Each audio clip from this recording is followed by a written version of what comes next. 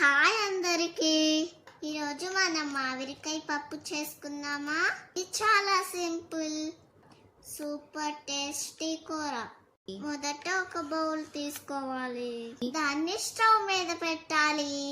కొంచెం నూనె వేసి అది వేరయ్యాక అందులో వెల్లుల్లి, జీలకర్ర, ఆవాల కూర వేయాలి. అది చిట్టపట్టమని డాన్స్ వేసాక కట్ చేసిన పచ్చిమిర్చి, కరివేపాకు కూర వేయాలి.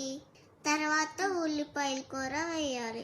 ఇవి బాగా వేగిపోయిన తర్వాత కట్ చేసిన మామిడికాయ ముక్కల కూర వేయాలి. బాగా కలపాలి. మామిడికాయ ముక్కలు మెత్తగా అవ్వాలి. ఇప్పుడు పప్పు వేసి అందరినీ బాగా కలపాలి. మరి కొంతసేపు ఉడకనివ్వాలి.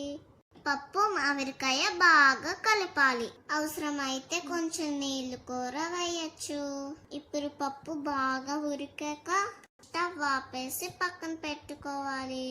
అంతే, మన మామిడికాయ పప్పు రెడీ.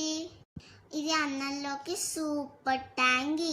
మరి మీరు కూర ట్రై చేస్తారా? మీరు కూర ఇంట్లో ట్రై చేయండి, చాలా ఈజీగా ఉంటుంది. ఒకసారి రుచి చూసి మీ ఫ్యామిలీతో ఎంజాయ్ చేయండి. లైక్ చేయండి, షేర్ చేయండి, సబ్స్క్రైబ్ చేయండి. బాయ్ అందరికీ.